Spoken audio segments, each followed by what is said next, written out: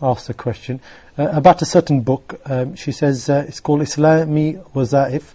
I think it's Wada'if, those books that we've spoke about before. She wants to know, these kind of books refer to certain salah. There's one called Salat al-Tasbih. We did speak about it before, Tasbih. She wants to know, is this kind of salah from the Sunnah, Shaykh? Obviously, Islami Wazaif is an Urdu term which means Islamic duties to be practiced on a regular basis.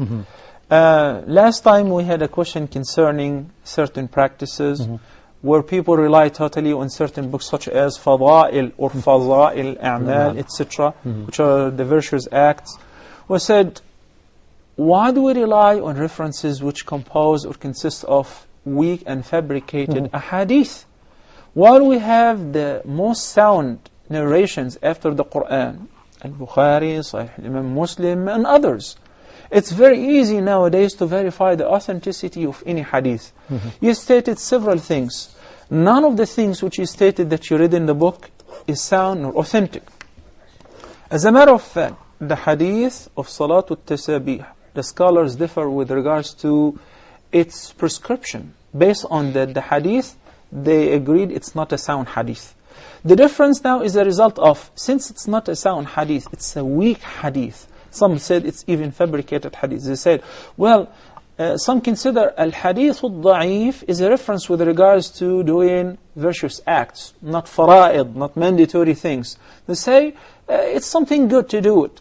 Well, it is possible in case that we don't have things to do, which are stated in sound and authentic references.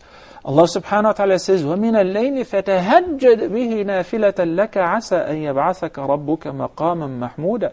And Nabi sallallahu alayhi wa sallam said, whoever prays 12 rak'ahs on a regular basis, Allah will build a house for him in paradise. And Nabi sallallahu alayhi wa sallam says, advise us to pray witr before we sleep, and he advised us to pray duha, many rak'ahs. So there are some references to do virtuous ibadat and voluntary nawafil. And that's why we say, according to the opinion of Al-Jumhur, that we only should rely on some references, especially when it comes to ibadat, acts of worship. The hadith of Salatul Tasabih, which is narrated by Tirmidhi, and is judged by all the narrators that the hadith is weak. Okay? It's stated that the Prophet ﷺ said to Al-Abbas, may Allah be pleased with him, that it is good and recommend to pray this prayer once a day. If you can, then once a week. Then if you can, once a month. That means it's such a great thing to do.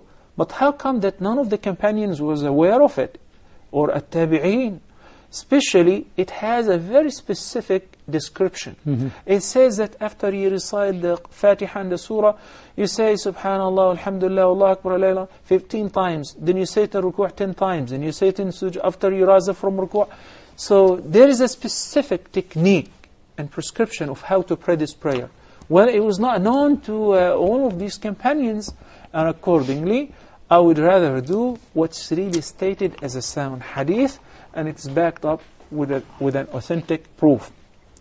So, if you happen to open the book of Sahih Imam Bukhari or Riyadh al-Salihin, you will find many references to virtuous acts as far as nawafil. Stick to that, and when you get to finish all of them, we will start talking about the weak ahadith. Jazakallah khair, Shaykh. Okay.